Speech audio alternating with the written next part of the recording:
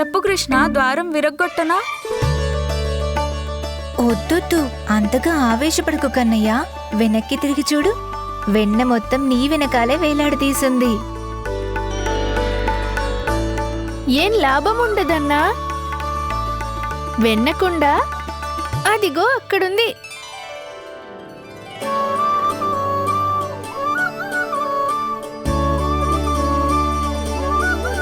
ఈ వెన్నకుండ ఎంత పైకి ఉందంటే మన చేతులకు కూడా అందనంత ఎత్తులో ఉంది.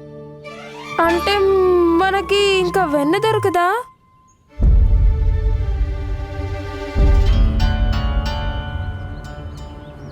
నాకేం తెలుసు, కన్నయ్య జట్టుతో నిజంగానే వస్తాడని. తెలుసుంటే నేనింత పైకి పెట్టేదాన్నే కాదు. పైనుంచి ఎత్తుపీట వంటింట్లో పెట్టేసుంది. స్వయంగా కన్నయ్య తన ఇంట్లో వెన్న దొంగిలించాలనుకుంటుంది. నమ్మలేనిదిగా ఉంది. ఇదే కదా లీల అంటే. లీలాధరుడు శ్రీ బాలకృష్ణుని లీల. ఏదైనా ఉపాయం ఉందా కన్నయ్య? ఇంత పర్వతం లాంటి ఎత్తును మనం చేరుకోలేము.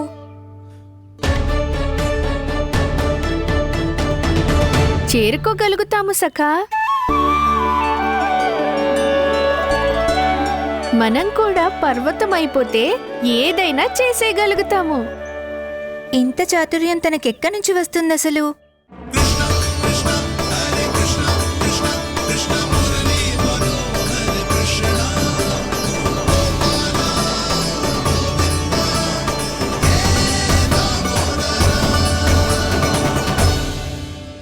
కానీ అందరికన్నా పైకి ఎవరు ఎక్కుతారు?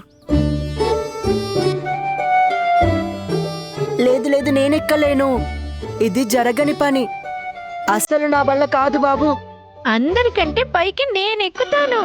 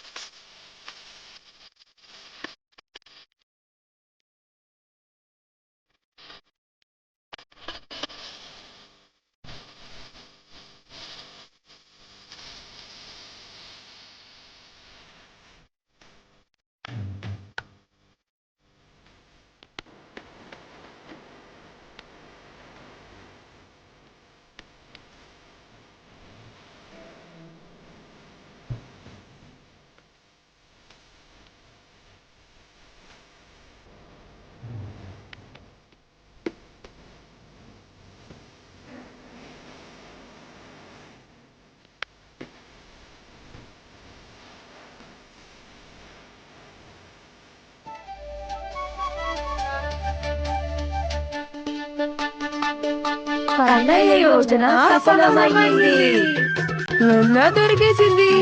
అందరూ సిద్ధంగా ఉన్నారా? మరింకేం తీసుకోండి. ఇప్పుడు తింటాడు నా వెన్న.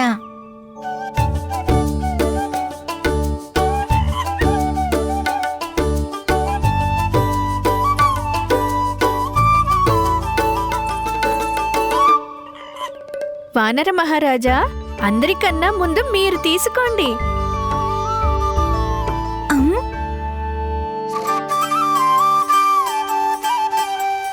ఎవరికైతే ఎక్కువగా నోట్లో నీరూరుతుందో వారే ముందుగా వెన్న తినాలి.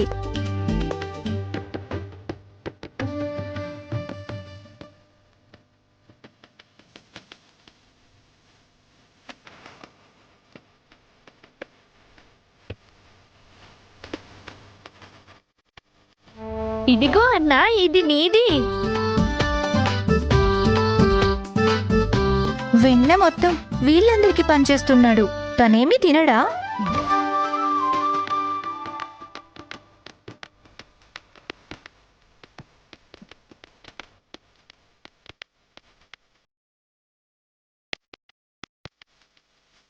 ఇంతసేపటి తర్వాత అయినా సరే నా చేత్తో చేసిన వెన్న తింటున్నాడు. స్వామి, వీరేది చేసినా సరే దాని వెనక ఏదో అర్థం ఖచ్చితంగా ఉండే ఉంటుంది. నేను కూడా ఎదురు చూస్తున్నాను. ఈ వెన్న దొంగిలించే లీల ద్వారా ఏం సందేశం ఇవ్వాలనుకుంటున్నారని. కేవలం ఇదే. ఒకవేళ భక్తులెవరైనా స్వచ్ఛమైన మనస్సుతో భగవంతుణ్ణి ప్రార్థిస్తే భగవంతుడు ఖచ్చితంగా వస్తాడు. తన భక్తుల కర్మలను ఉద్ధరించడం ప్రారంభిస్తాడు. ఆ భక్తులు జానకి అయినా సావిత్రి అయినా సరే, వారు కేవలం వెన్న మాత్రమే తినడం లేదు. వారు తన భక్తుల దుష్కర్మలను తొలగిస్తున్నారు. దాంతో వాళ్లకు జనన మరణాల చక్రం నుండి ముక్తినిప్పించడానికి. కానీ ప్రభు, లోకమంతా తనని వెన్న దొంగని అంటారు. ఈ వెన్న ఆత్మ లాంటిది. ఈ ఆత్మ ఎల్లప్పుడూ పరమాత్మదే అవుతుంది. ఈవేళ కృష్ణ దొంగిలిస్తున్నది వెన్న కాదు, ఇదంతా గోపికల మనస్సు దేవి. ఇప్పటి నుండి ఏ వ్యక్తి అయినా తనను వెన్న దొంగ అని పిలిస్తే వారు తనని ప్రేమతో చిత్తచూరుడని కూడా పిలుస్తారు.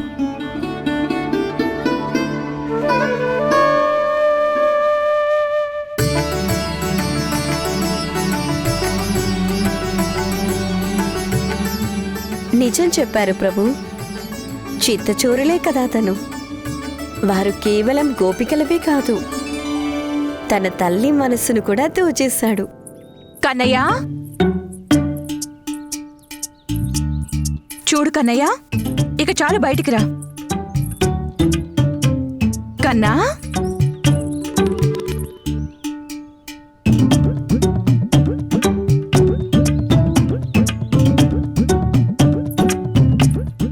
నాకు తెలుసు నువ్వు స్తంభం వెనకాల దాక్కున్నావని. బయటికి రా.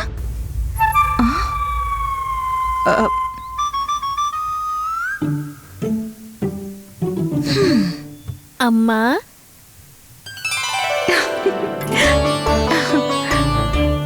ఆగు కన్నయ్య.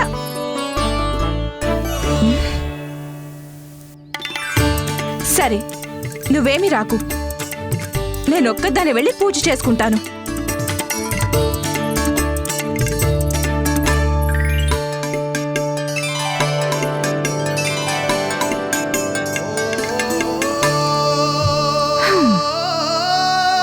ఇదేరా, ముందు కూడా ఈ అమ్మని ఇలాగే విసిగించావు. తర్వాత ఈ అమాయకపు చిరునవ్వుతో నా మనసుని ఎప్పుడు దోచేసుకుంటావు.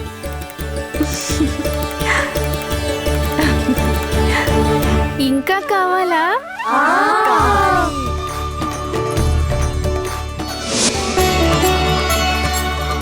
తను మళ్ళీ అందరికీ వెన్న పంచుతున్నాడు.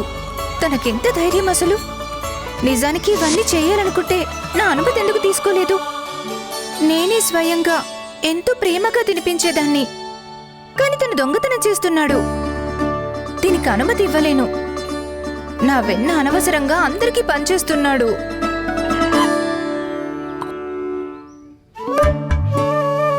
తీసుకో వానర్ రాజా, ఇంకొంచెం తినండి. స్నేహితులకి కాదు, తను వానరులకు కూడా పనిచేస్తున్నాడు.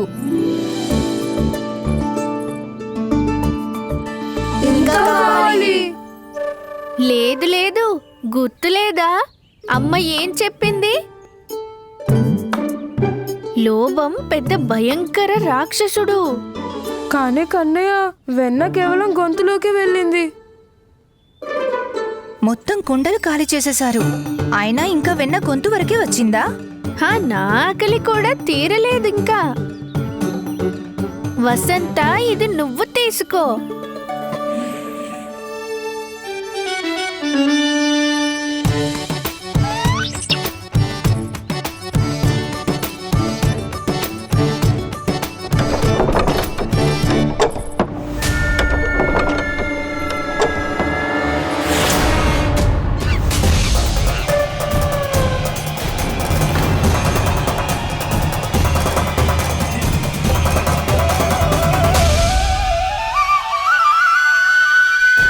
చెప్పాను కదా లోభం పెద్ద భయంకర రాక్షసుడని.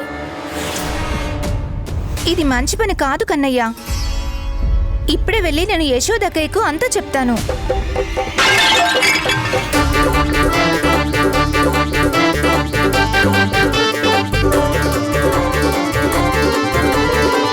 కానీ మీరే కదా చెప్పింది మీరు ఎవరికి ఏమీ చెప్పనని, పైనుంచి సంతోషంతో ఉప్పొంగిపోతానని.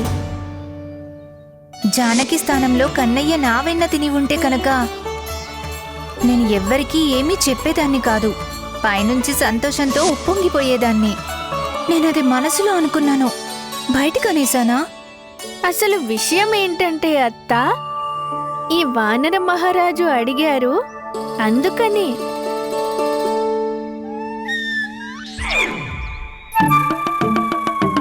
నిన్న నేను అమ్మలేకపోయింది ఎందుకంటే సంతకు వెళ్ళడానికి వాహనమే దొరకలేదు.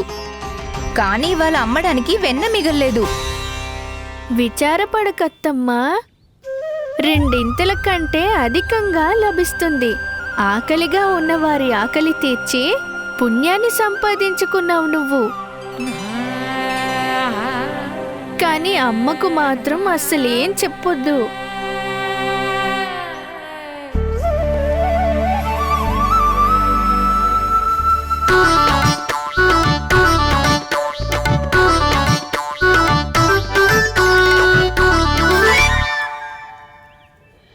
అయినా ఆకలిగా ఉన్నవారికి సాయం చేసి నేను మంచి పనే కదా చేస్తున్నాను, అవునా?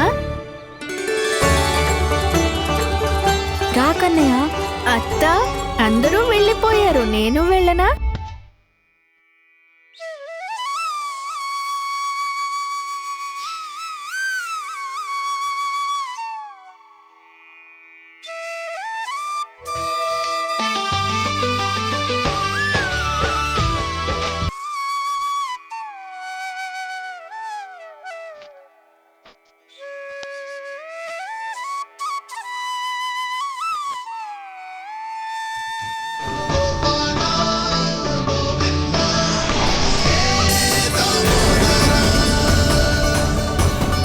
పారిపోయాడా?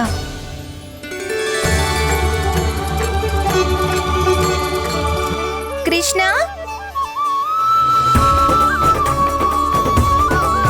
ఓ పక్క దొంగతనం చేసి పైనుంచి కన్ను గప్పి పారిపోతున్నావా? ఇది సరికాదు. నేను యశోదమ్మ గారికి చెప్పి తీరాల్సిందే, అది కూడా తన ఇంటికి చేరేలోపే.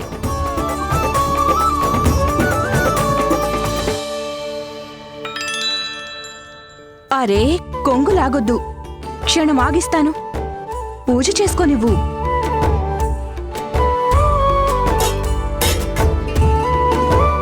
ఇదిగో, ఎంత తినాలనిపిస్తే అంత తిను.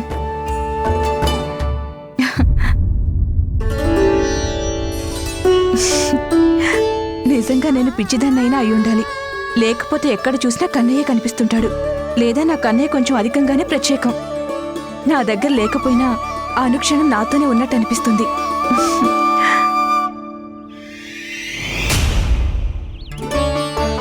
ఇవాళ ప్రాణాలు ఎలా దక్కాయో నారాయణుడికే తెలుసు. నేను కాళ్ళు తల మీద పెట్టుకొని ఎలా పరిగెట్టానంటే గోకులం మొత్తం. అరే వాగుడు కాదు, ఇప్పుడైనా ఎచ్చులు మానరా. కానీ అసలైన కుండ వానర మహారాజు దోచేశారు. మొత్తం కుండని ఒక్కడే పట్టుకొని వచ్చేసింది. తను మన కోసం ఎదురు చూస్తున్నాడు, అందరం కలిసి పంచుకోవాలని. కానీ మనతో కాదన్నా, వాటితో.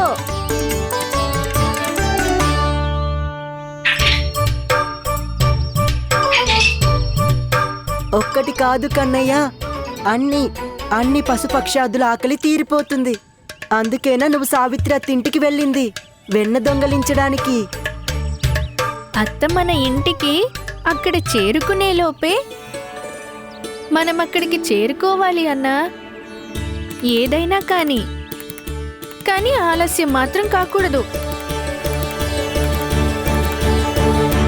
సమయం మించిపోక ముందే మనం అర్థం చేసుకోవాల్సింది, లోభం మనిషి బుద్ధిని భ్రష్టు పట్టిస్తుంది. మనం అర్థం చేసుకుని ఆలోచించే శక్తిని కోల్పోయేలా చేస్తుంది. చాలా కాలం క్రితం సంగతి. ఒక సాధువు ఉండేవాడు. ఎవరూ లేని అడవిలో సాధన చేసుకుంటూ ఉండేవాడు. అతను బ్రహ్మజ్ఞానం పొందే సమయానికి అకస్మాత్తుగా అతనికి ఒక బంగారు పిల్లి కనిపిస్తుంది. అతను దాన్ని చూసి అనుకున్నాడు, ఇది చాలా అందంగా ఉంది, ఇది నా దగ్గరే ఉండాలని అతను ఆ పిల్లిని తన దగ్గర ఉంచేసుకున్నాడు. అప్పుడు ఆలోచించాడు, దానికి పాలవసరం ఉంటుందని. దానికోసం అతను ఒక ఆవును కూడా తెచ్చుకున్నాడు. ఇక ఆవుకి గడ్డి అవసరం, గడ్డికి భూమి అవసరం. అప్పుడు నారాయణుడి కృపతో భూమి కూడా అమరింది. ఇప్పుడు భూమిని దున్నుకోవాలి, గడ్డిని పెంచాలి, గడ్డిని కొయ్యాలి, దాన్ని ఆవుకి తినిపించాలి, ఆవుకు తినిపించి దాని పాలు తీయాలి, ఆ పాలు తీసి పిల్లికి తాగించాలి. ఇవన్నీ చేయాలంటే ఇంకో 2 చేతులు అవసరం అనిపించింది. దాంతో అతను వివాహం కూడా చేసుకున్నాడు. కొద్ది కాలం గడిచింది, సంతానం కలిగింది. అప్పుడు ఒక పెద్ద ఇల్లు తప్పక కావాలనిపించింది. ఆ విధంగా మెల్లగా మెల్లగా లోభం అతన్ని తన వైపు మళ్లించేసుకుంది. అతను తన సాధనతో బ్రహ్మజ్ఞానం పొందాలన్న లక్ష్యాన్ని మరచిపోయాడు. తరువాత అనేక సంవత్సరాలు గడిచిపోయాక అతను గురువుని కలుసుకున్నాడు. ముందు వారిని గుర్తించలేదు. గుర్తుపట్టాక అన్నారు, ఒక్కసారి, కేవలం ఒక్కసారి నీ కర్తవ్యం బాటను తప్పావు. చూడు, చూస్తుండగానే లోభం వల్ల ఎంత లోతుగా చిక్కుకుంటూ వెళ్ళిపోయావు. ఆలోచించండి. పొరపాటున ఆ వ్యాపారికి ధనలోభంతో మీరందరూ మాటిచ్చేసి అందరూ అదే తప్పు చేయబోతున్నారేమోనని. కుటుంబం, ఇల్లు, పిల్లలు, భోజనం, సుఖశాంతులు, బ్రతకడానికి కావాల్సినవన్నీ మీ దగ్గర ఎలాగో ఉన్నాయి. అందుకే నేను చింతిస్తున్నాను. ఏ విధంగా ఆ సాధువు బ్రహ్మజ్ఞానం పొందే అవకాశాన్ని పోగొట్టుకున్నాడో మీరందరూ ఈ లోభానికి లొంగి ఉన్న సుఖశాంతులు పోగొట్టుకోవద్దు.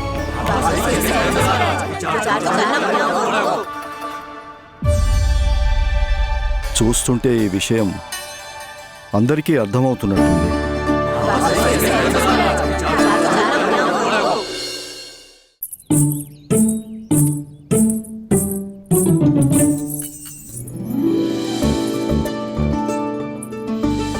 వదిన కన్నయ్యను అంత తేలిగ్గా కలవనివ్వదు.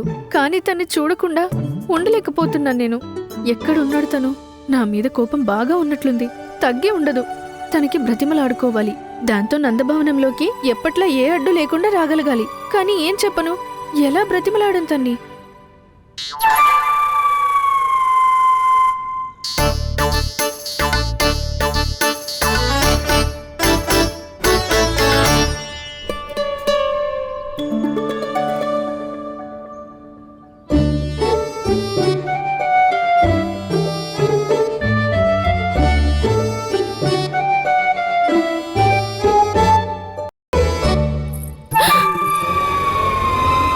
ఆహా! ఎవరు నా కన్నయ్యపై దొంగతనం అంటగట్టారో తానే ఇవాళ నా ఇంట్లోకి దొంగలాగా లోపలికొస్తున్నారే. లేదు లేదు వదినా, అలాంటిదేం లేదు. నేను కేవలం వచ్చింది ఇది చూడాలని. అదే యశోద వదిన కోపం శాంతించిందా లేదా అని చెప్తున్నాను. చూడు జానకి, నా కోపం శాంతించేది ఆ రోజే నువ్వు గోపికలందరి ముందు నా కన్నయ్య మీద వేసిన నింద వెనక్కి తీసుకున్న రోజునే.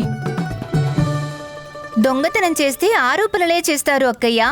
మళ్ళీ ఆరోపణ?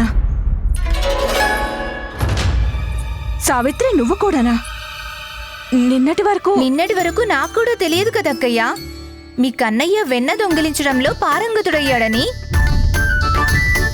ఆశిస్తున్నాను నందరాజుల వారి ఆలోచన, సందేశం సరిగ్గా అర్థమైందని అనుకుంటున్నాను.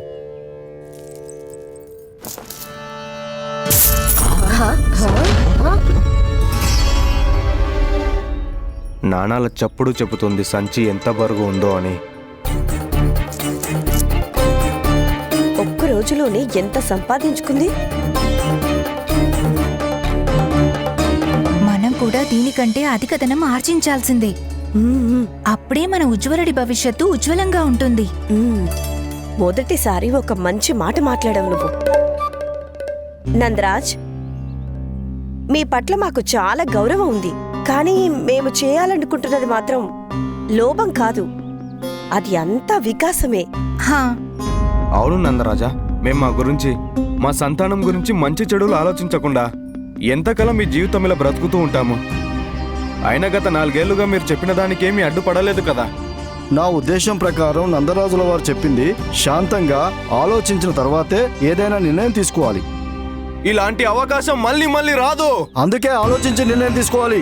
అవును, నిజమే కదా. ఇదంతా మనం చూస్తుంటే ఏదో ఆలోచించాలి. లేకపోతే చాలా అవకాశం మళ్ళీ రాదు.